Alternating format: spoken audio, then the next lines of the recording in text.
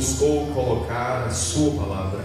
E nesta manhã eu convido você para pegar a Bíblia Sagrada, a voz de Deus, a instrução, a orientação e o poder divino que Deus disponibiliza para operar. Vamos orar? Maravilhoso e bom Deus, neste momento, neste recinto, na tua presença, está a tua igreja, os teus filhos. Estamos aqui para te adorar em espírito e em verdade. Estamos aqui para cantar. Que bom faz ao nosso coração, é muito bom cantar, louvar o teu nome, exaltar o teu nome. Como é bom, Senhor, falar contigo, abrir o coração e falar ao Senhor da tua bondade, das nossas necessidades. Mas nada se compara à tua voz quando o Senhor fala. E é por isso que este é o momento mais importante de qualquer adoração. É o momento quando a tua palavra é aberta e o Senhor fala diretamente a cada um de nós. Por isso clamamos em nome de Jesus: manifesta a tua glória através da mensagem da tua palavra, no nome de Jesus. Amém. Abrindo a Bíblia Sagrada em Apocalipse capítulo 12. Como nunca nós vivemos dias especiais da história da humanidade, aonde nós, como povo de Deus, como remanescente, precisamos abrir a Bíblia. E ao abrirmos a Bíblia Sagrada, nós precisamos estar diante das profecias, estar diante da palavra de Deus profética para os dias em que nós estamos vivendo. As três mensagens angélicas e a profecia. Quando foi apresentado por Deus as três mensagens angélicas? Há cerca de 2000 anos atrás. Como eu gosto de dizer, e você sabe, e é verdade, Deus sempre foi atual. Deus sempre esteve atualizado. Então Ele traz para o povo, para nós neste momento, através da palavra de Deus, as três mensagens angélicas atuais para os dias em que nós estamos vivendo. Mas antes de abrirmos diretamente as três mensagens, eu gostaria de te convidar para conhecer um pouquinho ou relembrar a respeito do conflito cósmico. O livro do Apocalipse, no capítulo 12, nós encontramos bem no meio do livro a clareza de Deus a respeito do conflito cósmico, do grande conflito. E no capítulo 12, o capítulo é dividido em três partes. A primeira e a terceira parte, ela é direcionada para a igreja, ou a mulher e o dragão, inimigo de Deus e da igreja. E nós encontramos na terceira parte, o dragão persegue a mulher e o remanescente. E no meio desses três blocos, nós encontramos agora o conflito cósmico entre o bem e o mal. Capítulo 12 de Apocalipse, e o versículo 7 diz assim: lá no céu, olhem bem, houve peleja, houve uma batalha, houve um conflito no céu. Miguel de um lado e os seus anjos contra o dragão também pelejaram do outro lado, o dragão e os seus anjos. Este é o texto clássico para apresentar para nós quando começou o conflito cósmico. E o conflito cósmico, a grande batalha, se iniciou no céu, ok? Por quê? O que nós encontramos aqui? Nós encontramos Miguel, em Daniel no capítulo 12, apresenta para nós novamente este nome, Miguel. E no original, a explicação, o significado do nome é aquele que é igual a Deus. Por isso o Apocalipse apresenta para nós, no esclarecimento do conflito cósmico, que aquele que é igual a Deus, Cristo Jesus, ele agora batalha contra o dragão, aquele que também queria ser igual ou superior a Deus. Lúcifer no céu, ele queria ser igual a Deus, ele queria receber a adoração. Então eu te convido agora para conhecermos o conflito cósmico que se estende do céu para para a terra. Capítulo 12, o versículo 1 diz assim: viu-se grande sinal no céu, a saber, uma mulher vestida de sol. A Bíblia apresenta para nós espiritualmente que sol em Malaquias é uma descrição a respeito de Jesus também. Cristo, ele é o sol da justiça. E nós encontramos de forma muito especial que o Apocalipse apresenta para nós a respeito do brilho do rosto de Jesus como o sol que brilha intensamente. E aqui então tem uma mulher que está vestida de sol. Como que é? É um sol físico ou é um sol espiritual? Que vestimenta seria esta que nós encontramos agora desta mulher? Nós sabemos muito bem. E quando lemos Apocalipse capítulo 12, nós encontramos agora a pureza desta mulher. Quando nós abrimos o Apocalipse, nós descobrimos, e vamos ver isso um pouco mais à frente, que esta mulher, ela cumpre-se na profecia como a primeira igreja da série das 7 igrejas de Apocalipse 2 e 3 da era cristã, a igreja de Éfeso. E a igreja de Éfeso é a igreja do período da pureza. E o período da pureza da igreja só foi possível por causa do batismo da plenitude do Espírito Santo. A chuva temporã que caiu sobre a igreja primitiva na época dos apóstolos. Entendamos bem aqui esta descrição a respeito desta mulher. É uma mulher que está vestida do sol. E se Cristo é o sol da justiça, e se Cristo, ele morreu na cruz do Calvário para revestir todos aqueles que têm fé com o seu caráter, e isso você encontra em Apocalipse capítulo 19, a descrição nas bodas da ceia do Cordeiro, que lá estarão aqueles que foram vestidos com as vestiduras brancas, que são o quê? Os atos ou as vestes da justiça de Cristo. Então esta igreja é uma igreja pura.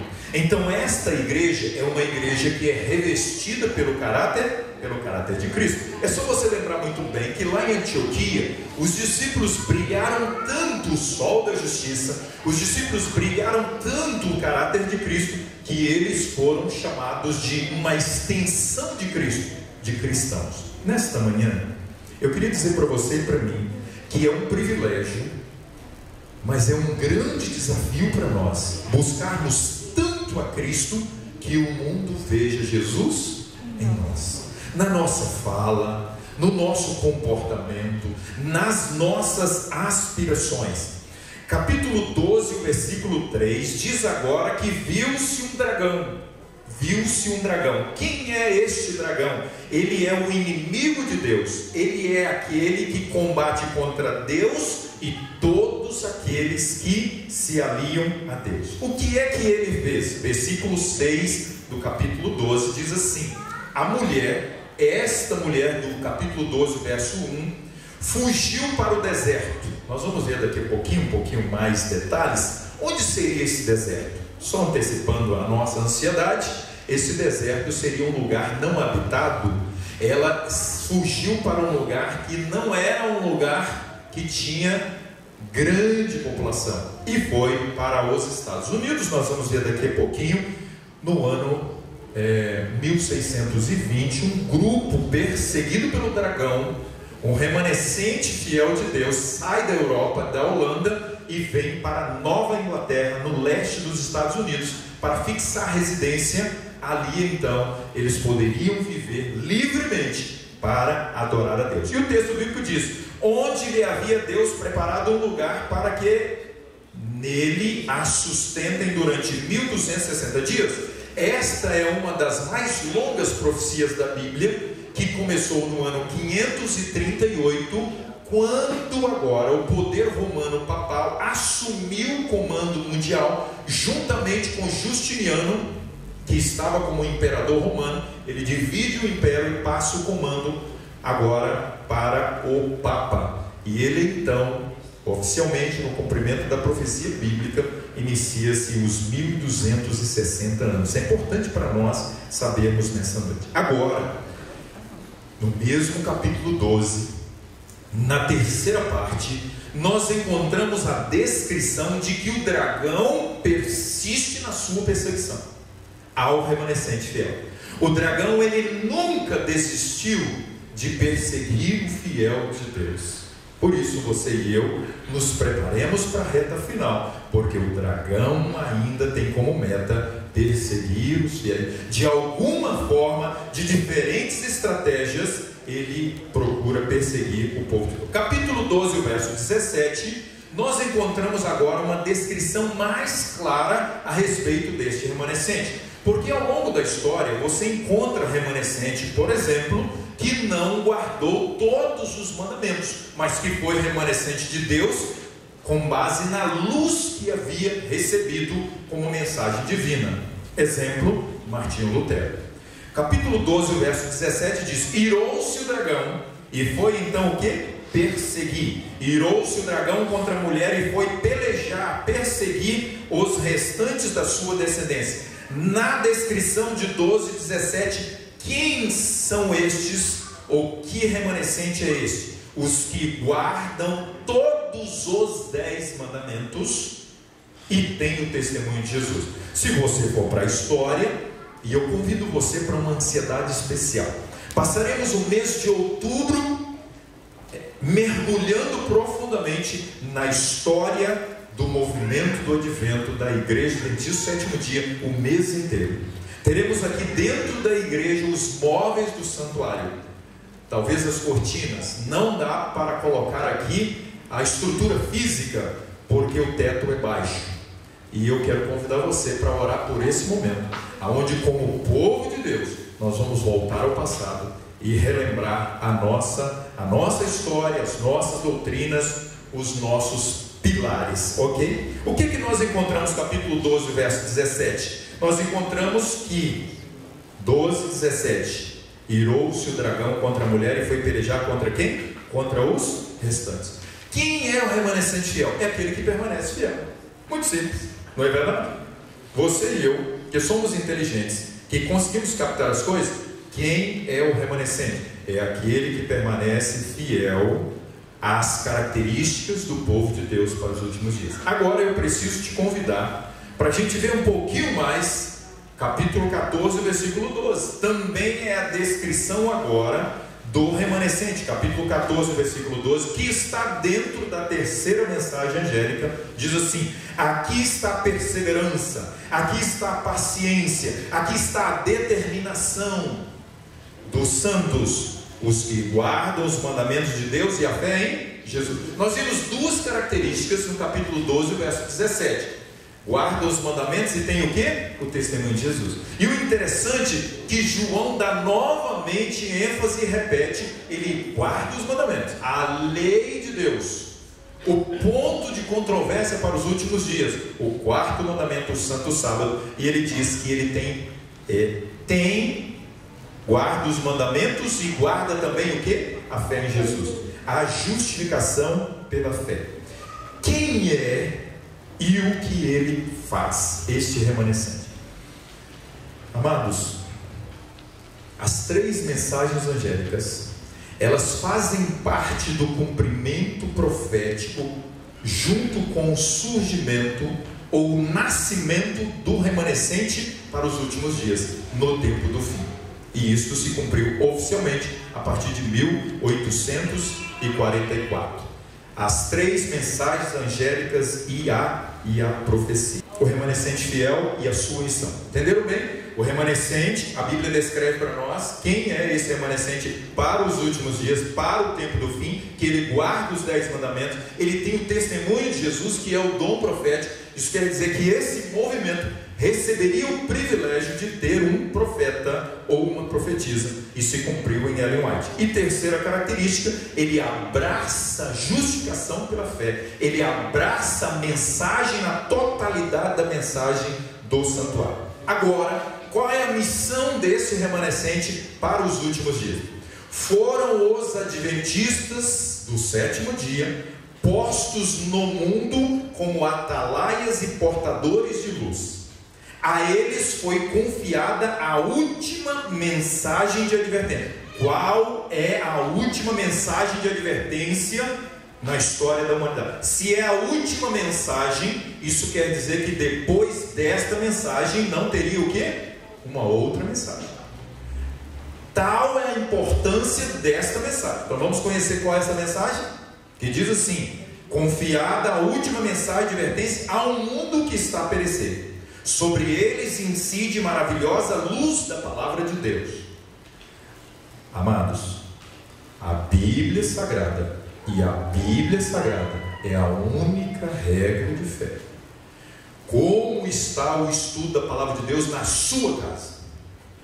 Como está o estudo da palavra de Deus na sua vida individual, diariamente?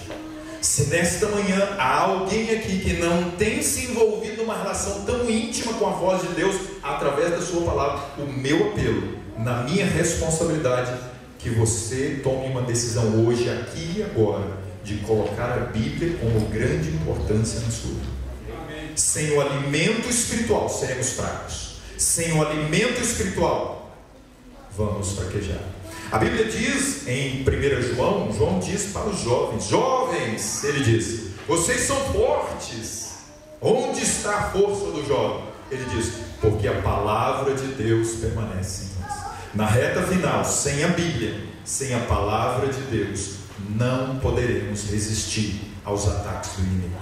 E aqui diz agora: confiou-se-lhes uma obra da mais solene importância, a proclamação da primeira, segunda e terceira mensagens angélicas. Nenhuma obra há de tão grande importância, não devem eles permitir que nenhuma outra coisa lhes absorva a atenção. Por isso, meus amados, você e eu precisamos nos regozijar e louvar a Deus. Como igreja adventista do sétimo dia, temos acesso à Bíblia e temos acesso à interpretação correta da palavra de Deus. Esse é um privilégio extraordinário. Vá a algumas outras denominações religiosas, você não vai ouvir falar de santuário, você não vai ouvir falar de 3 mensagens angélicas, você não vai ouvir claramente o esclarecimento do significado dos símbolos apocalípticos, como por exemplo a besta do Apocalipse. E nós precisamos aproveitar este privilégio que nós temos hoje diante de nós. Então vamos lá, primeira mensagem angélica, Apocalipse capítulo 14, versículo 6. Abra a Bíblia aí, vamos abrir a palavra de Deus para conhecer um pouquinho qual é a primeira mensagem angélica. E a Bíblia diz assim no versículo 6 do capítulo 14: vi outro anjo voando pelo meio do céu, tendo um evangelho eterno para pregar. Queridos e amados, quando na história se viu um anjo literal, físico, voando aí no céu e ele apresentando ou pregando uma mensagem? A história não registra nenhum momento em que um anjo literal do céu apareceu no céu. Então a palavra anjo, ela significa mensageiro, que pode ser um mensageiro celeste, como pode ser um mensageiro terrestre. E aqui no caso se cumpriu como um mensageiro terrestre, e voando pelo meio do céu, porque esta mensagem, ela teria um alcance mundial a cada tribo, nação, língua e povo. E nós agora, eu quero te convidar para ver uma coisa. Tem o Evangelho, vi um anjo voando, ele tem o Evangelho. O que é o Evangelho, ou quem é o Evangelho? Nós sabemos muito bem que o Evangelho são as boas novas. Quais são as boas novas? As boas novas da salvação. Quais são as boas novas? As boas novas da justificação pela fé na pessoa de Jesus e no seu ministério. Então, quando se fala em Evangelho, nós não podemos deixar de falar da pessoa de Jesus, porque dele flui a mensagem, dele flui a salvação para a humanidade. Então é interessante aqui, observe bem, porque se ele tem o Evangelho, ele tem Jesus. Quem tem Jesus tem tudo. Já ouviu essa expressão? Então se ele tem, olha, agora volta no tempo. A igreja primitiva estava vestida de quê? Do sol. E se o sol da justiça é Jesus, ela estava revestida da glória da pessoa de Jesus, da glória do seu caráter. E você volta mais no tempo ao Jardim do Éden, Adão e Eva, eles caminhavam vestidos o quê? De luz. O brilho do caráter de Deus, do caráter do Criador, era estampado na vida e era até visto uma luz, como poderia você fazer alusão ao Shekinah, a glória, a presença de Deus na vida deles. Não que eles eram Deus, mas que eles tinham e eram revestidos pela glória de Deus. Isso é importante entendermos. Por quê? Porque se a igreja primitiva é a igreja que estava revestida pela glória de Deus, eu pergunto para você, o anjo voando pelo meio do céu, que ia pregar o evangelho eterno, se ele tinha o evangelho eterno, ele também tem o quê? Ele também tem o caráter de Cristo. A nossa meta deve ser buscar diariamente sermos revestidos pela glória de Deus e ter o caráter de Cristo. Quando o mundo olha para nós, quando os nossos familiares, quando os nossos colegas de trabalho olham para nós e eles veem quem? Lá vai o homem de Deus. Lá vai a mulher de Deus. Lá vai o jovem, a juventude para os últimos dias. Ela é conclamada por Deus no livro Mensagem aos Jovens, para serem revestidos pela glória de Deus, para poderem cumprir a missão. Voltemos aqui então para o texto. Nós entendemos muito bem que ele tem o evangelho. Ele, queridos irmãos, a boca fala do que está cheio, o quê? O coração. Se o nosso coração é carnal, ele vai estar cheio de ira. Se o nosso coração é carnal, ele vai estar cheio de disposição para ver e apreciar as luzes deste mundo, dos prazeres, da promiscuidade, dos vícios, das atrações desse mundo. Jesus é o foco do remanescente. E amados, então agora eles devem pregar esta mensagem, não só viver na vida prática, mas proclamar com os seus lábios e com a sua boca esta mensagem. Qual é a mensagem agora então? Eu te convido para que no capítulo 6, capítulo 6 diz: para pregar aos que se assentam sobre a terra, cada nação, tribo, língua e povo. Vamos lá então agora. Versículo 6. Versículo 12. Este primeiro anjo, capítulo 14 e versículo 12. Olha o que diz aqui agora. As características deste anjo que estaria pregando este evangelho, deste movimento. Daqui a pouquinho nós vamos ver em quem, na pessoa de quem se cumpriu. Mas vamos ver um pouquinho mais na Bíblia. As características são: eles guardam os mandamentos. Por quê? Porque tem três: o evangelho ou a verdade que este anjo iria pregar. Voltamos agora para o versículo 7. Temei a Deus e dai-lhe glória, porque é chegada a hora do seu juízo, e adorai. Então agora, este anjo, este movimento profético da primeira mensagem angélica se cumpriria em alguém que iria pregar o quê? O juízo, e também ia pregar o sábado. Adorar a Deus que dia? No domingo? Não. Adorar a Deus no dia correto. E queridos e amados irmãos, diante da turbulência no século XVIII, diante de uma transição mundial em diversas áreas, surge agora algo muito especial. Surgem os ismos. Eu colocaria pelo menos 7. Feminismo tem hoje. Evolucionismo tem hoje. Iluminismo com humanismo tem hoje. E aí seguem os ismos daquele momento, marxismo. As ideias de Karl Marx tem hoje nos dias em que nós vivemos.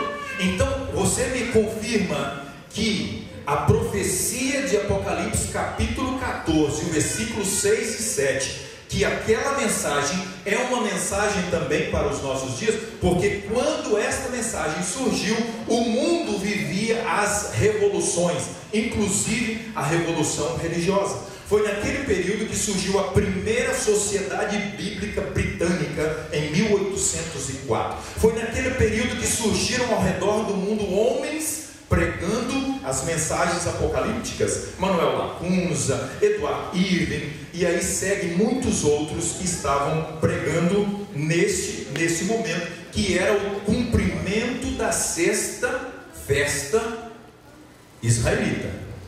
Ao longo da história, cumpriu-se a Páscoa em quem? Na pessoa de Jesus. E aí você segue a quarta, a quinta, a sexta festa judaica, em cumprimento profético, ou festas proféticas, ela se cumpriu antes da sexta festa, quinta para sexta, porque a sexta era o dia da expiação. E antes da expiação, na história do povo de Israel, tinha que tocar as trombetas 10 dias antes. E então as trombetas estavam sendo tocadas ao redor do mundo, e o inimigo, através dos ismos, ele busca ofuscar o som das trombetas. Mas vem agora a revolução religiosa. Ai, pastor, vamos dar uma respirada? Vamos para Daniel capítulo 8, 14. Daniel capítulo... Eu fiquei tão feliz quando me comentaram hoje aqui na igreja que os irmãos gostam dos temas proféticos, que esta é uma igreja que procura acompanhar os acontecimentos proféticos para saber na linha profética aonde nós nos encontramos. Daniel capítulo 8, 14 é um texto clássico conhecido que diz o seguinte: até 2.300 tardes e manhãs e o santuário será o quê? Purificado. Essa é uma profecia, esta é a mais longa profecia. Quando ela se cumpriu? Quando você estuda Daniel capítulo 7, capítulo 8, capítulo 9, você descobre a data para o início dessa profecia, que foi no ano 457. Quando você soma 457, você chega a que ano? 1844. Então vamos lá agora, vamos entender um pouquinho. Quem pregou de forma enfática, com clareza, a respeito do juízo, e pregou esta mensagem aqui agora da purificação do santuário? Guilherme Miller. Todos nós sabemos. Se você pôr os registros, só digitar na internet quem foi Guilherme Miller e o que ele pregou, você vai descobrir que ele pregou o juízo. Por mais que ele tenha pregado que o juízo seria Jesus saindo do céu para vir à terra, ele pregou o juízo. Capítulo 12, verso 4 diz que Daniel seria selado, mas que um dia este livro, no futuro, ele seria o quê? Aberto. E quando é que ele seria aberto? Ele seria aberto no tempo do fim. E aí casa tudo, meus queridos. O tempo do fim, ele se iniciando pós 1260. Ele se iniciando com os fenômenos da natureza acontecendo ali para uma advertência, um alerta, uma sacudida no mundo. Ele se cumpre com 1833, por exemplo, quando houve a queda das estrelas, e Guilherme Miller estava pregando a volta de Jesus, e todo mundo faz o quê? Vamos acreditar, olha os fenômenos aí, o mundo vai acabar, Jesus vai vir purificar a terra. Na interpretação dele, a terra seria o santuário, que seria então purificado. Ali nós temos o diagrama, o calendário que Guilherme Miller ele fez para a pregação dessa mensagem. Pastor, onde tem mais? Não fala mais para nós. Capítulo 10, nós encontramos o livrinho que foi fechado, que foi o livro de Daniel, que seria o quê? Que estava aberto. E que foi dado para ser o que agora? Comido. E que ele, a boca foi o quê? Doce, mas no estômago foi o quê? Amargo. Por quê? Porque no dia 22 de outubro de 1844, na expectativa da volta de Jesus, deu meia-noite, Jesus não voltou, foi o quê? Uma amarga decepção. Não vou entrar em detalhes, porque em outubro nós vamos estudar detalhes. Vamos conhecer nomes, vamos saber histórias maravilhosas destes que deram a vida e tudo que tinham, porque acreditavam que Jesus falou. Você hoje estaria disposto, e eu, a darmos tudo o que nós temos, porque nós cremos piamente que Jesus está prestes a voltar? Ou porventura as nossas edificações, os nossos investimentos, é porque nós cremos que ainda vai levar pelo menos 100 anos ou 50 anos para Jesus voltar? Pensemos bem sobre isso. Vamos lá então, vamos voltar agora. Guilherme Miller, um fazendeiro que pregava que de 1843 para 1844 Jesus poderia voltar nesse período. Samuel Snow, um dos líderes que estava ali, se levantou e nos seus estudos ele concluiu que Jesus voltaria no dia 22 de outubro de 1844, ok? Guilherme Miller pregando o juízo, e nós encontramos isso em Apocalipse capítulo 10, especialmente capítulo 11, o juízo. Então vamos lá. Cristo não veio à terra em 22 de outubro. Para onde que ele foi? E agora eu convido você para nós abrirmos Daniel capítulo 7. Para onde Jesus foi no dia 22 de outubro de 1854? Capítulo 7 de Daniel e o versículo 7. Olha o que o texto bíblico diz para nós. Depois disso, eu continuava olhando nas visões da noite, e eis aqui o quarto animal, terrível e espantoso. Ok, está claro. Agora, esse quarto animal, na profecia, se nós acompanharmos a estátua de Daniel capítulo 2, se nós acompanharmos Daniel capítulo 7, nós vamos ver ali o cumprimento profético nas nações. E o quarto animal seria Roma imperial, ok? Deste quarto animal, olha que coisa interessante, nós não podemos esquecer que este reino foi dividido. Ele foi dividido nos pés da estátua, que são o que? Os 10 dedos. Então são o que? Aí Apocalipse nós encontramos, e também Daniel, que fala dos 10 chifres, que são 10 reinos, 10 poderes. Vamos lá. Capítulo 7 e o versículo 8 diz assim: eu estava a observar os chifres, e eis que entre eles subiu o outro chifre pequeno, diante do qual 3 dos primeiros chifres foram o quê? Foram arrancados. E a sua boca falava com insolência. Vamos tentar entender um pouquinho o que é isso. Se você for para o capítulo 7, verso 25, você vai ver aqui a descrição de que ele proferia palavras contra o Altíssimo, que ele magoaria os santos, perseguiria os santos, que ele mudaria os tempos e a lei, mudaria o sábado para o... Opa, já estou antecipando aqui, que coisa, hein? Pastor é assim, paciente, né? Vamos seguir, o que mais temos aqui, meus queridos? Diz assim, e os santos, e lhes serão entregues por um tempo, 2 tempos e metade, volta-se novamente ao que? 1260 anos. Como entendemos isso aqui, para nós compreendermos claramente a primeira mensagem angélica aqui? É que durante 1260 anos, esse poder do chifre pequeno, ele perseguiria os fiéis. Capítulo 7, versículo 9, diz assim, 7, verso 9: continuei olhando até que foram o quê? Postos uns tronos. Percebe bem? Ele perseguiu durante 1260 anos, e agora já vê os tronos. Na sequência, nós não podemos esquecer de acompanhar a história. Quando foi que o chifre pequeno perdeu o seu poder? 1798. Quando foi que foram postos os tronos e o ancião de dias se assentou? Agora o que acontece aqui? Ele se assentou. O versículo 10 diz assim, final do verso: assentou-se o tribunal e se abriram os livros. Ótimo. Versículo 13: agora o Filho do Homem, nesse contexto, o tribunal, quem se assenta? Se assenta o Pai, o ancião de dias. E o Filho do Homem, o que ele vai fazer nesse momento? Não se esqueça, quando Cristo morreu, ele ascendeu aos céus, Apocalipse 4 e 5, ele recebeu a glorificação de todos, e ele foi entronizado, e ele iniciou o ministério da intercessão. Restava agora no santuário um outro ministério. Qual seria este ministério? Versículo 13 diz assim: eu estava olhando as visões da noite, e eis que vinha com as nuvens dos céus como o Filho do Homem. E o que ele fez? Dirigiu-se ao ancião de dias, e o fizeram chegar até ele. Olha, o Filho do Homem vai até o ancião de dias. Para fazer o quê? Versículo 14: foi-lhe dado domínio e glória e o reino. Ok, pastor, tem mais um texto que reforça para nós entendermos esse assunto? Apocalipse 11:19 diz que chegou o tempo determinado para julgar os mortos.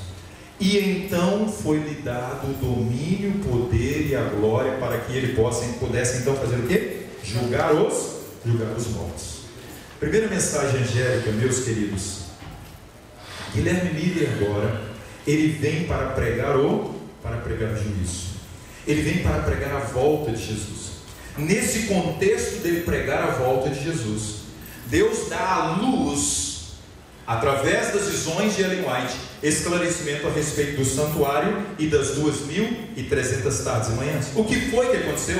No outro dia, Irã Edson, ele agora, ao sair para fortalecer os irmãos que estavam desanimados, ele tem como que uma visão no milharal, e ele vê Cristo passando do lugar santo para o lugar santíssimo. Completa-se então a mensagem do primeiro anjo, quando ele prega agora, clara e intensamente, o que? A mensagem do santuário. Pergunto para a igreja, pergunto para você e para mim: a mensagem do santuário foi só para aquele momento, ou ela é uma mensagem para os nossos dias? Devemos pregar hoje para o mundo que o juízo está acontecendo, que o juízo investigativo a partir de 1844, de 22 de outubro, ele ainda está em vigor, e que chegará um momento que este juízo será encerrado, e que se dará um veredito, e que se apresentará então, e dará um galardão para aqueles que forem fiéis. Eu pergunto, se a igreja adventista do sétimo dia, ela é a igreja que foi separada por Deus para proclamar a primeira mensagem angélica, qual é a mensagem que nós iremos pregar hoje? Dentro da primeira mensagem angélica tem a mensagem do sábado. Aí começa o problema. Por quê? Porque se nós pregarmos o sábado, nós vamos ir contra o mundo que está pregando hoje o domingo verde, contra o mundo que está pregando hoje o domingo da família, contra o mundo que está pregando hoje o quê? O domingo religioso.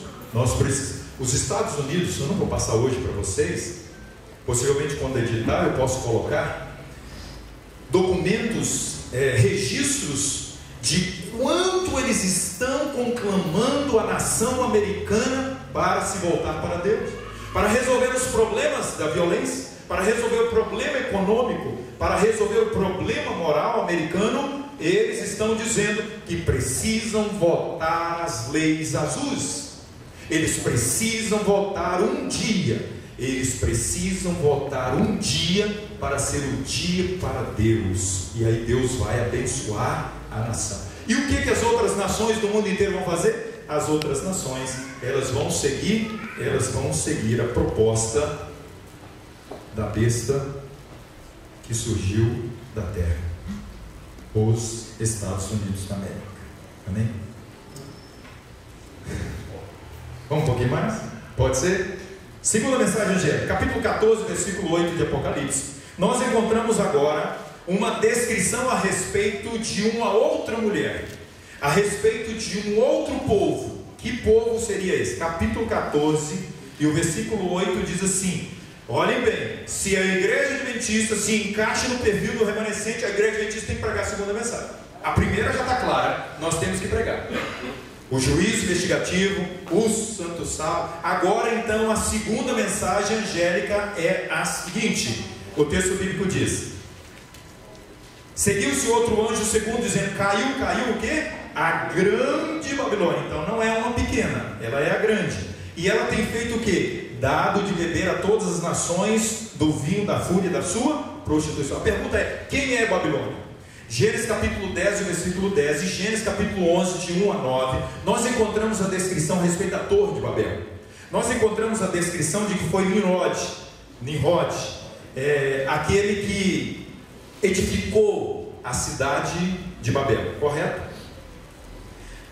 Por que se encaixa lá? Nós temos que buscar na história. Qual é o significado de Babel? Babel se chama portal dos deuses, para que todos, e para que a nação, e para que a cidade, e para que o reino fosse abençoado. Eles então agora colocaram que Babilônia, ela que, olha que coisa interessante, que é símbolo da descrença ao Deus Todo-Poderoso, ao Deus Criador. Então ela agora se tornaria a porta de entrada para todos os deuses. Por isso, em Babilônia não tinham muitos, né? Se você for para a história de Babilônia, você vai ver que tinham dezenas, talvez até centenas de deuses em Babilônia. Então era a cidade dos deuses. Que coisa interessante. Capítulo 17, versículo 1. Não podemos estudar a segunda mensagem angélica sem estudar Apocalipse 17, porque Apocalipse 17 fala a descrição da grande meretriz e diz assim: capítulo 17, versículo 1. Veio um dos 7 anjos que tem as 7 taças e falou comigo, dizendo: venha, mostrar-te-ei o julgamento da grande meretriz. Se acha sentada sobre o quê? Sobre muitas águas. As águas, versículo 15, são povos, nações e multidões. Vamos entender uma coisa aqui. A mulher de Apocalipse 12, ela foi para onde? Para o deserto. A mulher de Apocalipse 14, vou voltar aqui um pouquinho, né? Então vamos ficar curiosos para ver o que é aquilo ali. A mulher de Apocalipse capítulo 12 é mulher pura, não é prostituta. A mulher de Apocalipse capítulo 12, ela é virgem. Ela é virgem porque ela abraça a mensagem de Deus e ela não contamina a sua fé. Já a mulher de Apocalipse capítulo 14, ela é chamada de a grande meretriz, de a grande prostituta. Por quê? Porque a sua fé foi misturada agora com o quê? Com a fé pagã. Então, no momento em que há a mistura, a partir ali do ano 200 e 300 da nossa era, nós encontramos a descrição em Apocalipse capítulo 2, o verso 13, que lá em Pérgamo, na terceira igreja da era cristã, tinha o trono de Satanás. Se estendeu para Pérgamo, a capital romana, e agora a capital romana também era em Pérgamo. E o paganismo agora foi introduzido de forma forte na igreja de Pérgamo. O versículo 2 do capítulo 17 diz do relacionamento da igreja com o Estado, da religião com o poder político. Com quem se prostituíram os reis da terra e se embebedaram os habitantes da terra. Estamos avançando aqui e vamos ver um pouquinho mais. Verso 3 diz o seguinte, importante para nós: transportou-me um anjo em espírito a um deserto, a um lugar não habitado, ok? E viu que uma mulher montada numa besta de escarlate, besta esta que estava repleta com os nomes de blasfêmia, com as 7 cabeças e os 10 chifres. Então vamos lá. Se esta mulher, essa prostituta, ela foi transportada para o deserto, ela tem que ter ido para o deserto. E o deserto que a Bíblia descreve para nós como profecia é os Estados Unidos da América. Como é que a besta, como é que a prostituta, a grande meretriz, a igreja grande mãe, porque no versículo 5 ela é chamada de Babilônia, a grande, a mãe das meretrizes. Vamos entendermos bem. Enquanto por um período na Europa predominou o catolicismo, a partir de 1620 predominou o protestantismo no deserto. Enquanto sobre as águas dominava ali então a Igreja Católica Apostólica Romana, no deserto não habitado dos Estados Unidos predominava o quê? O protestantismo, levantado por Martinho Lutero. Mas agora a profecia está dizendo para nós que a besta do deserto, ela vem agora para sustentar o quê? Para sustentar a mulher. E diz que ela é montada numa besta, num poder, um poder que estava agora sustentando. Isto ao longo dos anos, nós estamos vendo cada dia mais. Ellen White diz que se estende a mão sobre o abismo do protestantismo apostatado com o catolicismo. E quando isso acontecer, nós teríamos que entender que a profecia de Apocalipse 17 estaria se cumprindo. E que oficialmente, novamente, deveria ser pregado o quê? A segunda mensagem angélica, que foi pregada pelo movimento do advento no seu início, ok? Capítulo 13, o versículo 11 a 14, você vê a descrição agora do protestantismo apostatado, que ele agora então obriga todo mundo a guardar, a observar, a adorar a imagem que foi formada deles. Nós sabemos muito bem que é os Estados Unidos que vai dar toda a potência, a força e a autoridade para o Império Romano, Católico Apostólico Romano. Capítulo 13, do versículo 11 em diante, nós encontramos a descrição da besta do mar e da besta da terra, a união e a junção dos dois poderes, poder religioso e o poder do Estado, nós encontramos aqui do capítulo 13 as duas bestas de Apocalipse, ok? Bom, vamos lá. Aquele poder que em 1620 acolheu a mulher, agora esse mesmo poder acolhe outra mulher.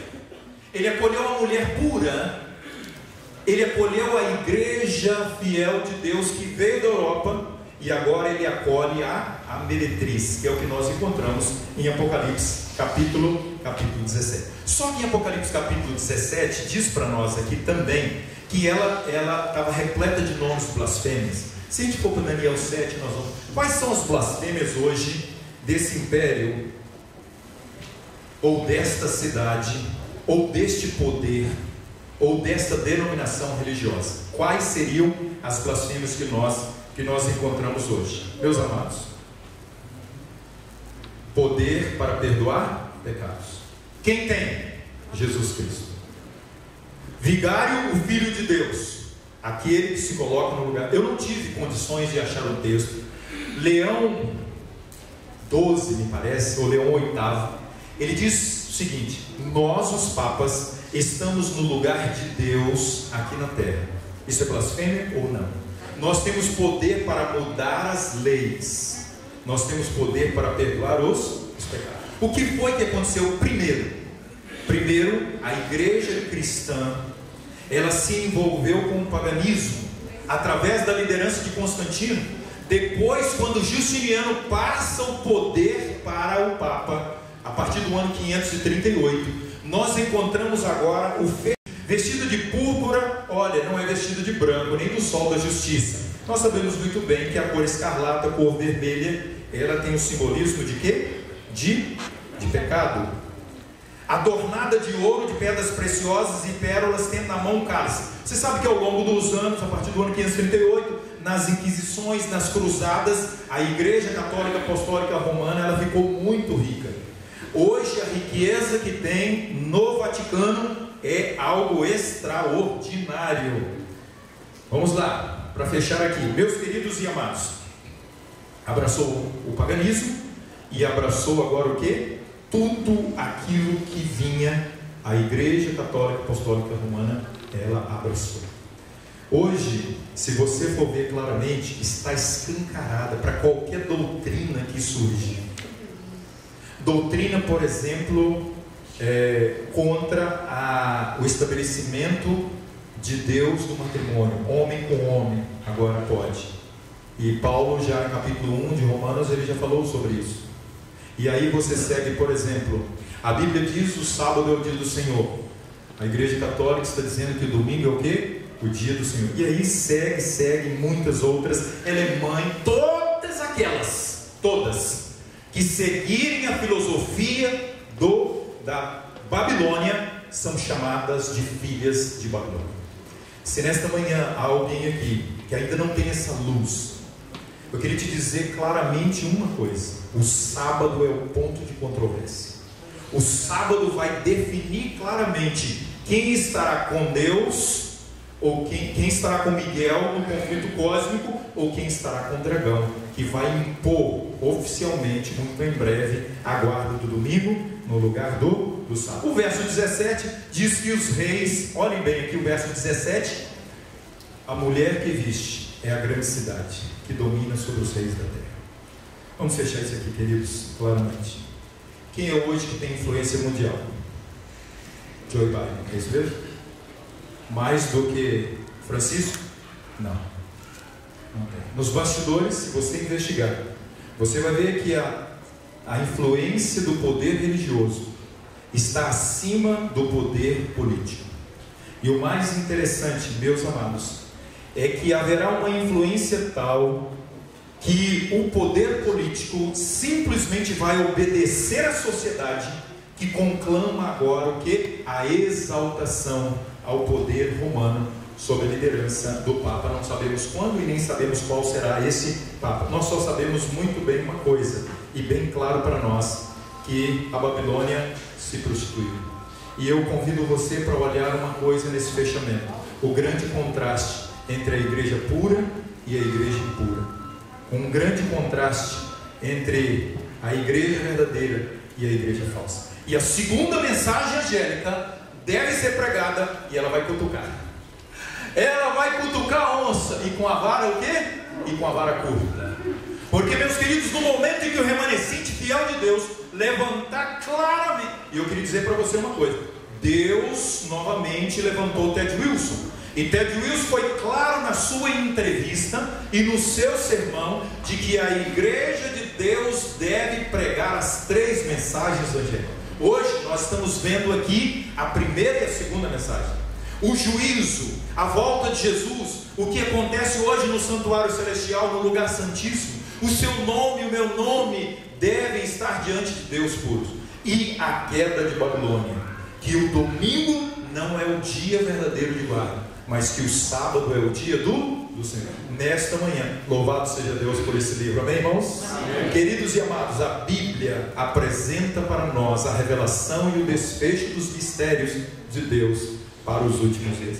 Eu conclamo a igreja para que nós possamos pregar as 3 mensagens angélicas, e isso vai se cumprir quando houver o batismo da chuva serôdia, de Apocalipse capítulo 18. Sabe o que está escrito lá? Olhe bem, Apocalipse capítulo 18, de 1 a 4, diz que a mensagem que deve ser pregada pelo remanescente: toda a terra foi iluminada com a glória de Deus, com o caráter de Cristo, e este povo deve pregar o que? Caiu a grande Babilônia. E nós devemos pregar esta mensagem, porque é a mensagem da verdade presente também para os dias em que nós estamos vivendo. E eu leio com você para fechar no Apocalipse capítulo 18, que diz assim, verso 4: ouvi outra voz dizendo: retirai-vos dela. Ouvi. Queridos, não devemos ter medo e nem vergonha de dizer: meu querido, vamos estudar a Bíblia, a tua igreja não tem pregado a verdade. Eu queria te convidar para sair da tua igreja, para sair deste movimento e ir para o movimento de Deus, amém? E o movimento de Deus é o movimento do remanescente, é a verdade, aqueles que pregam e proclamam a verdade de Deus. Que Deus abençoe ricamente, e que a Bíblia seja para nós a revelação de Deus para os últimos